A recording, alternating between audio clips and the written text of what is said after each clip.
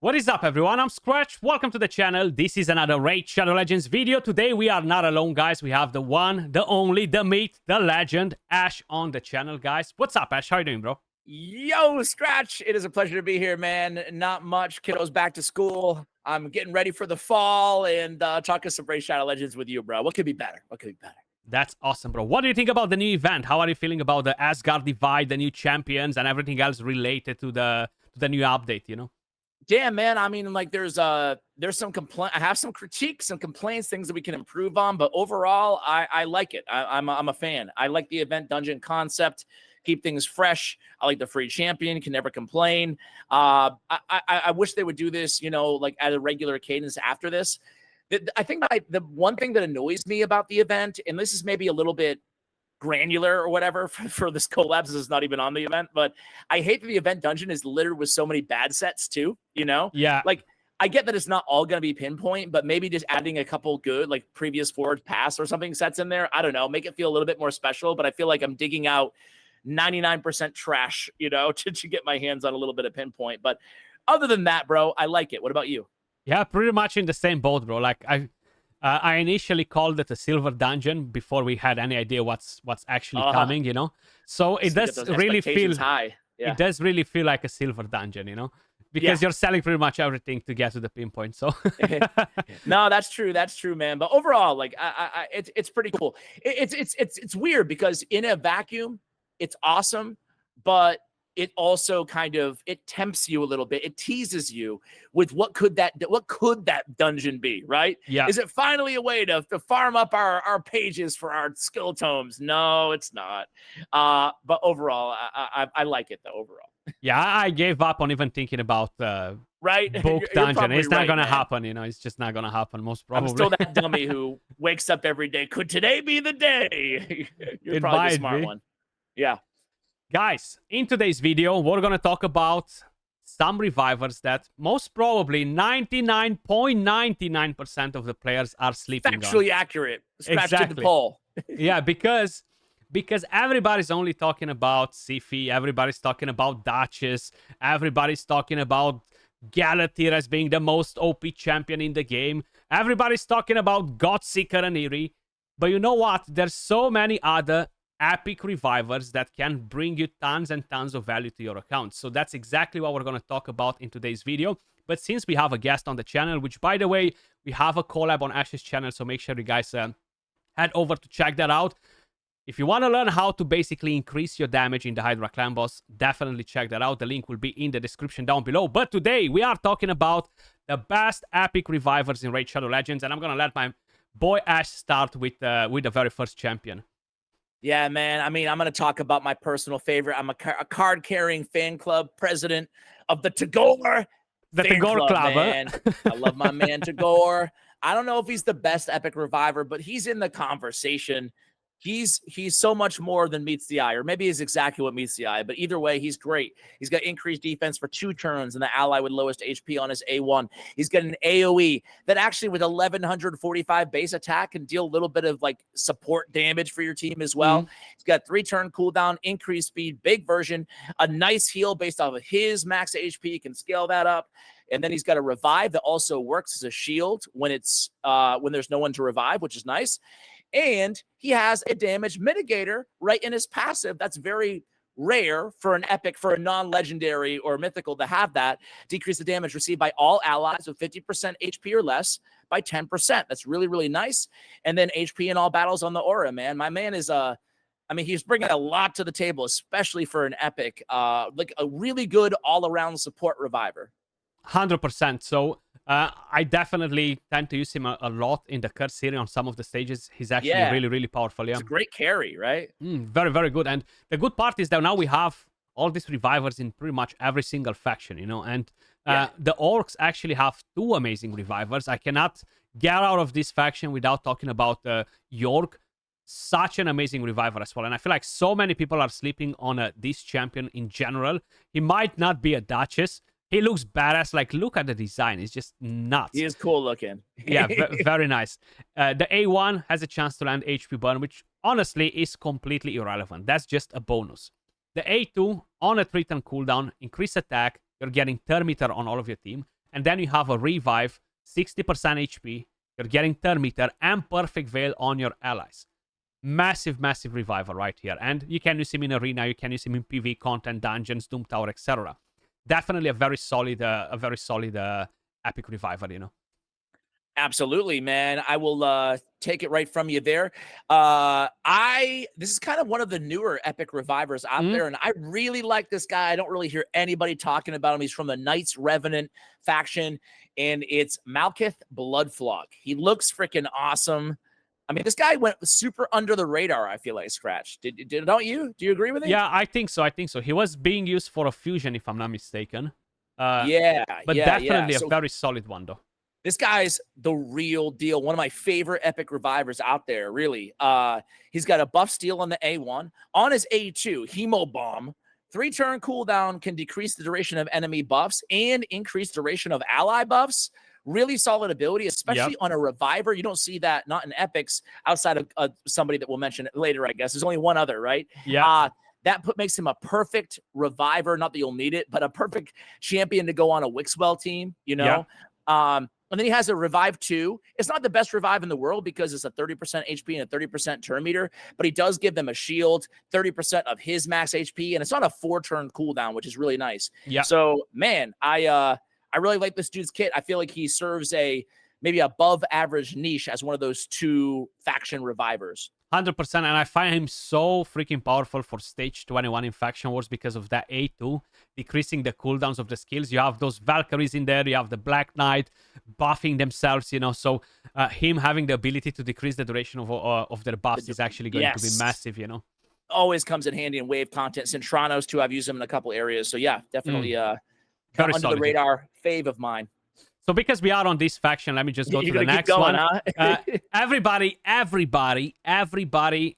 these promo codes. Download with my link, and you're getting Ractor freaking Dread. I'm actually surprised that Plarium give away so many Ractor Dreads because she is an absolute beast. Hydra Clan boss. She was meta even for Platinum Arena when they actually introduced her for a little while. She's very good for Tag Team Arena if you need an extra reviver. I'm not talking about Gold 4 and stuff because there's so many OP champions now, but she's still very, very impactful. Dungeons. And there's a reason why Plarium gives her for free to new players because she's such a massive carry, right? And it's just improving the experience in general. The A1, a chance to render decrease attack. You have this skill that's very powerful for the Hydra Clan boss. Heals all allies. After healing, she places a perfect veil on all allies with full HP. Continuous heal. And yeah, what else you want from the champion? Well, you want the revive, right? Which is on the A3. Yes. Only one single ally on a 4-turn cooldown. 60% HP, 60% turn meter, and a perfect veil for 3 turns. And then she has this passive that she constantly makes like this, you know, with her shoulders, like she has some back pain. But she is going to give you more healing from here, which is absolutely super good. So she is definitely one of the best revivers in the game, yeah. I agree. And I didn't actually know this. One of my commenters kind of mentioned this to me, but they removed, did you know this, Skratch? They removed, it's been a while since I've used her. They removed that annoying long mechanic on her passive. Yeah, the animation. Yeah. That's what I would meant because you can't see my camera. Okay, my bad. You cannot see my camera, but she was just moving her shoulders up like this all the time, you know, which was making for such long animations. Yeah. Okay, cool. Yeah. So I completely agree there. Okay. Yeah. Next up, I'm gonna go with. Well, let's just go with some of the obvious best of the best, right? Surprise me. Ursula the Mourner. Yeah. I mean, it's probably been said before, but she could have the very best revive in all of Raid Shadow Legends, mythicals included, legendaries included, just when it comes down to survivability, right? I mean, AoE revives 75% turn meter, big version increased defense, big version strengthen, 3-turn duration. I mean, I don't think anything beats Requiem. No, it doesn't. It's just such a freaking powerful skill, this one. And everybody got extremely hyped when they introduced the champion till we saw the base stats, right? Because they are she's a bit squishy. She's a bit squishy. A lot of books required too on that A2, you know. But everyone was super pumped for this champion for Platinum Arena because of that crazy revive skill. You know, like 100% is one of the best revive skills in the game. And she's a very effective champion, Doom Tower, Dungeons, Hydra Clan Boss, Arena if you need her to in the lower tiers. Before the Hydra Clan Boss, decrease attack, increase attack. You're getting the buffs, right? This is just so important already. There's just no way to kind of like ignore her. You shouldn't, because she's too good. Indeed. Yeah, she's really good. She can carry an account a lot in the, in the mid game to the late game, or early game for that matter. Yeah, especially with the curse series now, man. Like, if you're well aware of it, but you see all of the Synthranos, they require you to use just epics and stuff. All of these revivers, they're just massive in on those stages as well. On top of faction wars, dungeon progressions, Hydra, and other areas, they're just massive in the curse series, 100%, man. I agree. So I guess it's my turn. I'm gonna go over to the Barbarians, and this is one epic reviver that every single person that is willing to put in a bit of work can get for free. If you create 3 referral accounts, you're going to be able to get Jamarsa from the referral program, or invite 3 friends and make them play for a little bit. And basically, confession, Skratch, I don't have any friends or Jamarsa. Do you have her? I have her. Yeah. I went and made my own referrals for her, because I don't have any friends either, clearly. Wow, bro. So I ought to. Wow, good for you. How tedious of a process was that, man? I know there's even videos out there like how to make your own friend referral accounts, but I'm like, dude, do I have to play all those accounts? How long did it really take you? How much did you put in to get her? To get to her was super easy, because you only need to reach level 10, so you could potentially do it in 30 minutes on all 3 accounts. What is Cronin? What level is he? He needs 6 referrals. I haven't done that stuff, bro. Oh, so you don't have so you don't have Cronin, but you have Jim. Okay. Anyway, go on. Sorry, I was just curious. No, I'm not going that hard on it, I wish I would, but I just don't have the time for it and the patience. But Jamarsa, on the other hand, guys, very solid reviver. And not just that, but she brings you so much support. And yeah, if you pair her together with Cronam, you're gonna get crazy stuff. With the A1, she has a chance to sleep. The A2, I actually like this skill a lot, because she heals the target and fills their thermometer by 30%. If the partner is on the team, is instantly going to activate the skill, which is going to be massive if you have both of them. But you have revives all that allies with 30% HP, 30% thermometer on a 5-turn cooldown. And you have this passive, whenever an ally uses an active skill, has a chance to decrease the cooldown of that skill by 1 turn. So this makes the champion really, really nice. Yes, it's not the best revive in the game with 30% HP and thermometer, but it's your entire team from an epic champion. And there are not many doing it, right? It's Ursula the Mourner, and it might be one more, and that's it, right? The to revive what element? To revive the whole team as an epic. Yeah. Well, I got one. I got one next. Okay, bring it on. I know that one. Good old Cardinal. I'm a Cardinal. Oh yeah, Cardinal too. Yeah, we forgot about Cardinal. Good old, so good like old 3 Cardinal. She's an old school, man. She's easy to forget, but she still has that revive, man. I don't know if you know exactly. Is it? I've always been told that it's the words boost turn meter to max, right?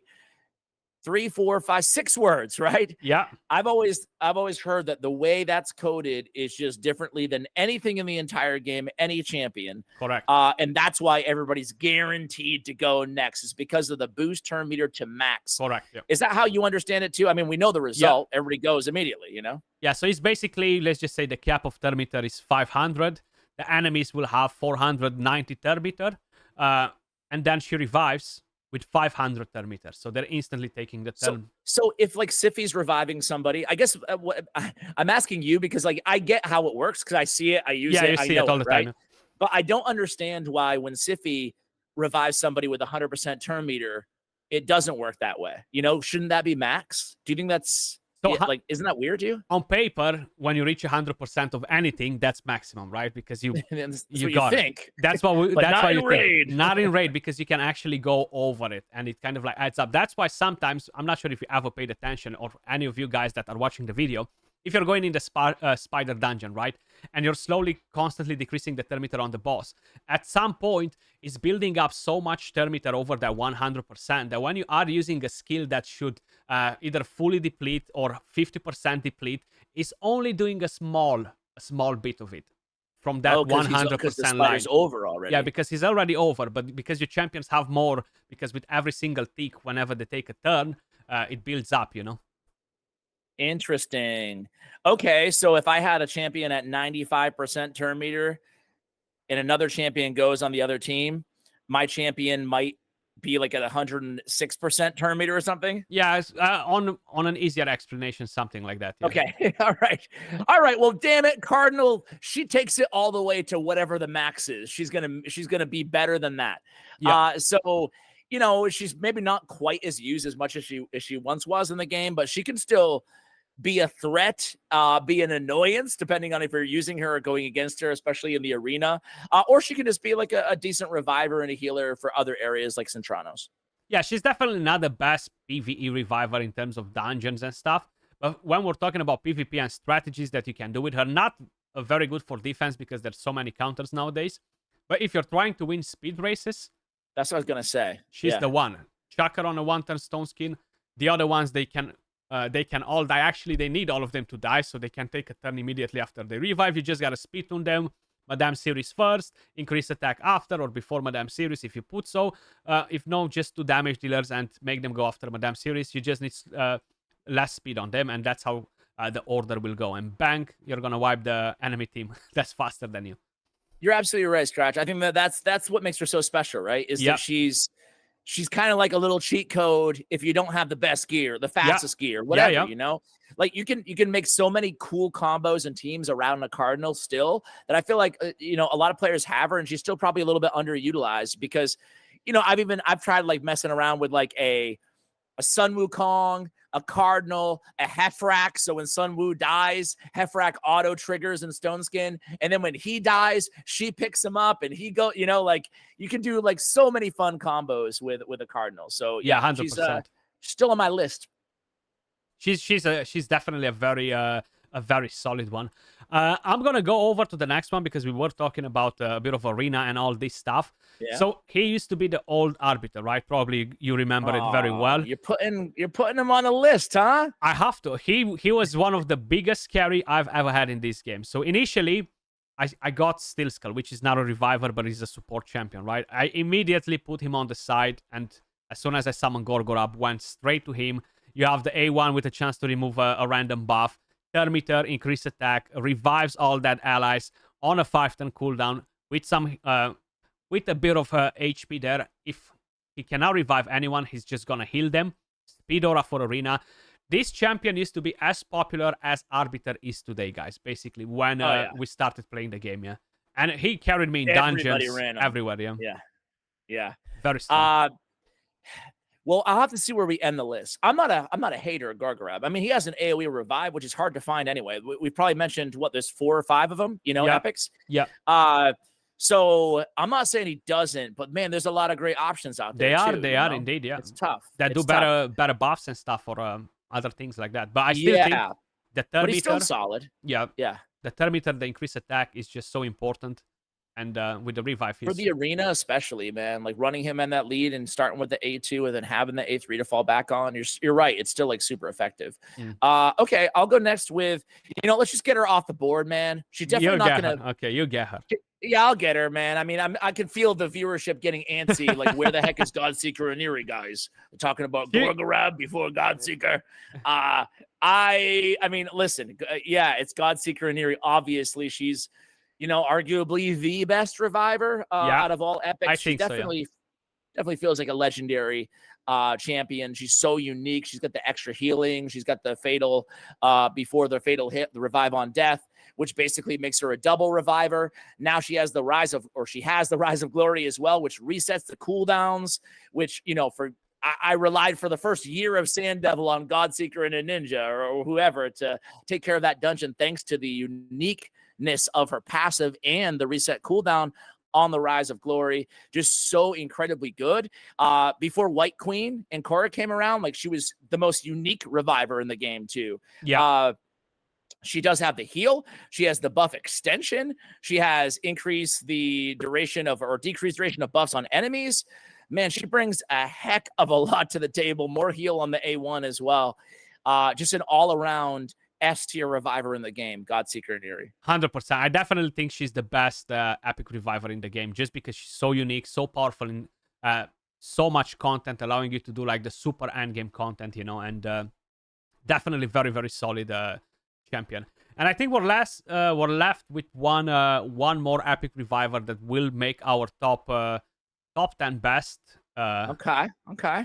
Who I you got? I think I'm gonna have to go with the Dark Elves, man, and we have Caden in here. I like Caden. I do like Broadman as well quite a bit because even though I know he's free, a lot of people hate on him, but I do like Broadman quite a bit. But I'm gonna give it to Caden just because he brings you the AOE decrease attack, that provoke on the A1, and revives with increased defense. I feel like I've been using him in the Curse series, and Same.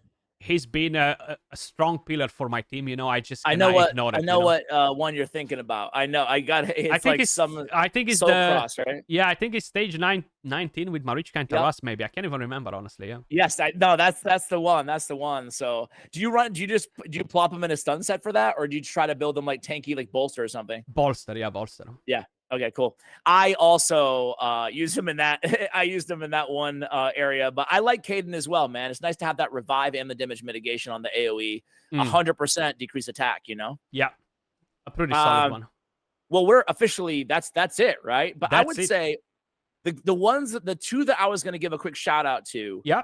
that might take the Gorgorab spot on my list are Horaphies the Tusked. Just because like he was so cool when he came in. Which one is because that? Skinwalkers, The Skinwalkers. Yeah. Hofferys. I always say Yeah. Horfaries, my bad. Hofferys The the Tusk, hippo, the the hippo. Skinwalker.